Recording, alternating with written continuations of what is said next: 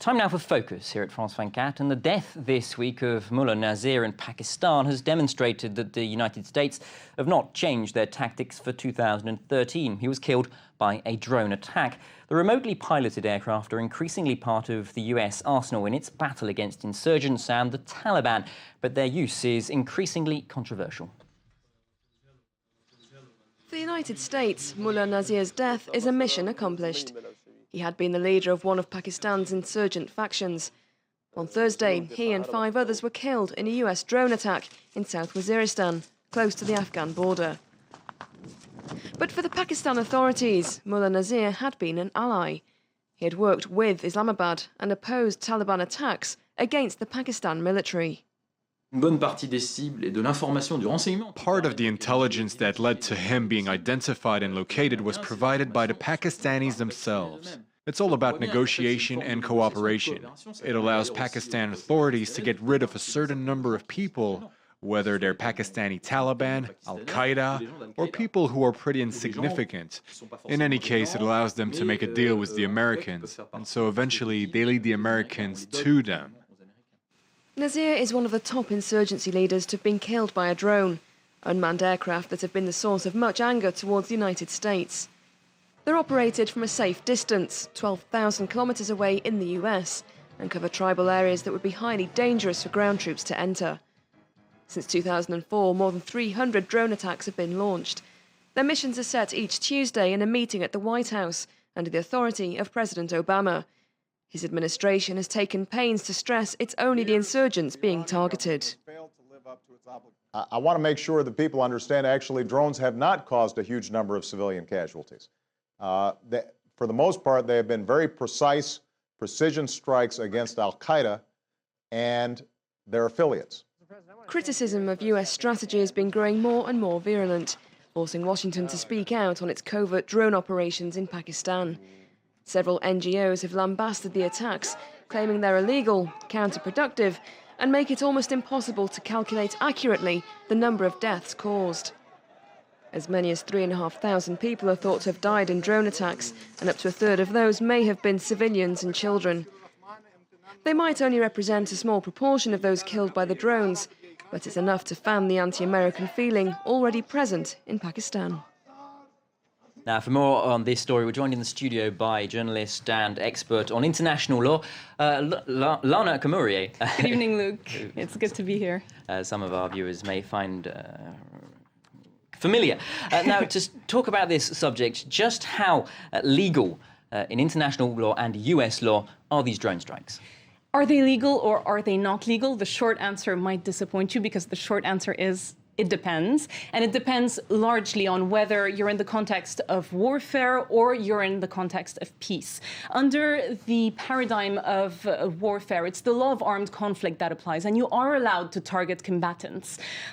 When you're not in the middle of a war, it is the regime of police, of criminality under domestic law that applies, and under that law, it's internationally the law of human rights that applies. And in those cases, it's very, very rare, it's exceptional really, that you have the right to target someone for killing. What you're bound to do is to arrest the person and prosecute them for a crime that a terrorist attack would be. So the answer to is it legal under international law really depends very much on the fact of are we in a war or not? And the Obama administration has been focusing on that because that's really the crux of the debate. They say, you remember the Bush administration's war on terror. With the Obama administration, it's a bit more refined. It's a war on Al-Qaeda, the Taliban, and associated forces. But that's still subject to debate. Is it really a war? It's not a war in the traditional sense, certainly not in the traditional sense of international law. And that's been the subject of much commentary because how far the battlefield extends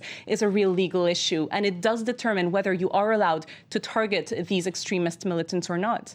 Now, Barack Obama has been a big proponent of using these drone attacks. As you mentioned, there's been a big increase in the number of them during his time in power. But of course, in his first term, he was given the Nobel Peace Prize. Is that not something of a contradiction? There is a contradiction. There is a contradiction in the sense that an uninformed observer would be surprised to learn that when Barack Obama took power, when he took office in 2009, drone attacks all of a sudden increased. In 2010, they exploded. And it's really become one of his signatures, the use of drones to target militants abroad. The funny thing is, at the same time, the Obama administration has been pushing for a little more transparency. A number of administration officials have come out to give some pointers on the legal basis the administration is using for these drone attacks, saying they are legal under international law. Here are the major steps in our reasoning. But of course, these speeches made by officials such as Harold Koh, chief counsel for the State Department, or John Brennan, counterterrorism advisor to the president, these speeches are only that, public speeches. They're not legal memoranda. They're by no means detailed enough to provide a sound legal basis. You mentioned that sound legal basis for the use of drones. Is there a way of regulating for their use? It seems difficult, and this is going to sound like a pessimistic answer, but they should be regulated, that is for sure, because the United States is setting a dangerous precedent with its use on drones, and especially with the lack of accountability and the lack of transparency. But is it possible that it will be regulated in the years to come? I'm quite pessimistic on that. That seems doubtful. We already have a proliferation of drones. There's anywhere between 40 and 70 countries who have them. It differs according to estimates, and who are going to be very tempted to use them. It's a very alluring weapon. It doesn't put soldiers in harm's way. It's going to be very difficult to put the genie back in the bottle, if you will. Good for the attacker, bad for the attacked in many ways. You say you're pessimistic then.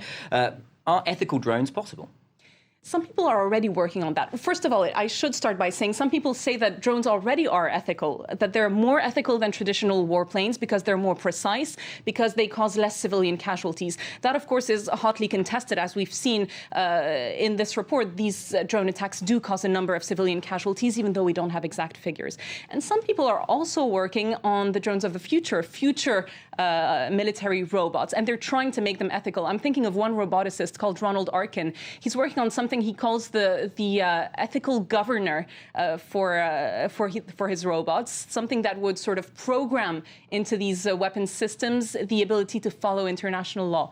But others are very critical of that. They say we're simply very far away from having a robot that really can distinguish between a weapon and a cooking utensil, between a civilian and a combatant, between what do they do with a combatant hiding behind a child. It's very complex. It's something only human assessment can really approach. Lana Commorier, thank you very much for all of that analysis. And that's all we've got for in that edition of Focus. Discover the French art de vivre. We take you behind the scenes with a focus on French style and its cultural obsessions and passions. French art de vivre airs Saturday, 6:45 a.m. Paris time on France 24.